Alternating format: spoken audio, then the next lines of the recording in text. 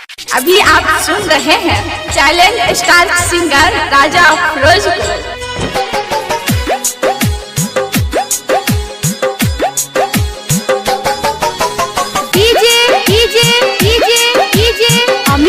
अमित अपहर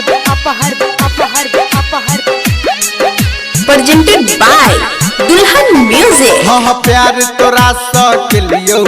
ये दिल में तोरा बस लियो अपन तोरा समझ लियो तोरा खातिर की किन के लियो गे छौरी गे कोना भूल गेल ही गे हमरा तो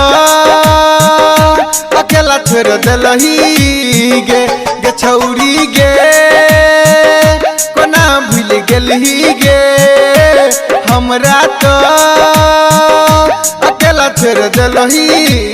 गे। अमित अपहर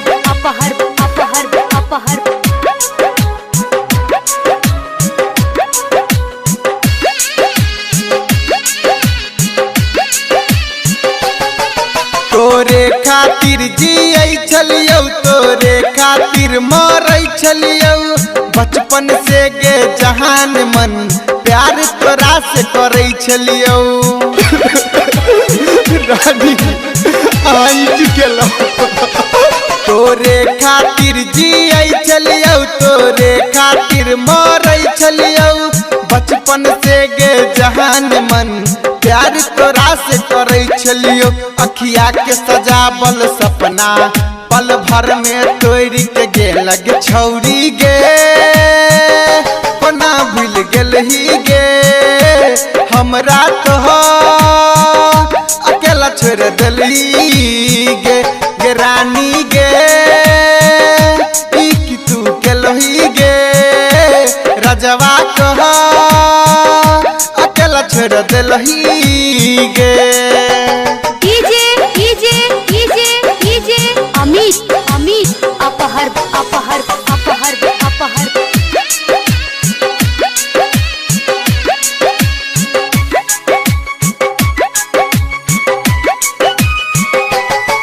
हाँ तोरे प्यार में सुन गए जानू घर से भेल बेगाना तरफ तरफ कह मोहर जेतौ तोहरी दीवाना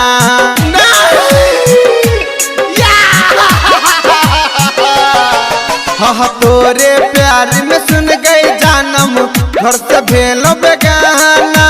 तरफ तरफ के हम मोहर जेतौ तोहरी दीवाना राजा अफरोज के छोड़ के गेल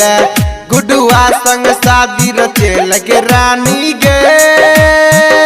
कोना भूल गेल ही गे राजवा के अकेला छोड़ दिल ही गे गे रनिया गे कोना भूल गेल ही गे सत्यम के देवर तू बनल ही गे गई प्यार तोरा सक लियो गई दिल में तोरा बस लियो आपन तोरा समझ लियो तोरा खातिर की किन के लियो गे छौरी गे कोना भूल गेल ही गे हमरा तो अकेला छोड़ दिल ही गे गे रानी गे कोना भूल गेल ही गे हमरा तो अकेला छोड़ दिल ही गे। रिकॉर्डिंग बाय दुल्हन स्टूडियो मदनेश्वर स्थान मदना 9006831128।